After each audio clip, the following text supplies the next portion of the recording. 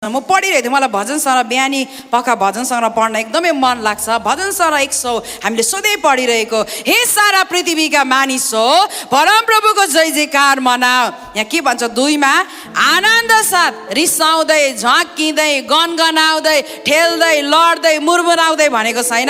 आनन्द साथ परमप्रभुको सेवा गर।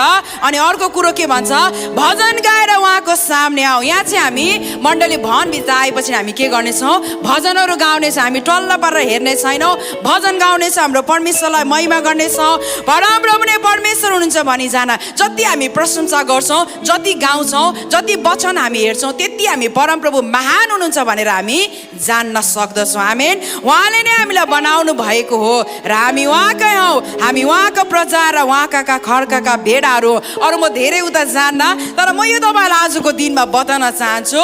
जय सबैले मसँग भन्नु ल, म येशूको हुँ। जोडले जोडले, म येशूको हुँ। येशू मेरो प्रभु हुनुहुन्छ।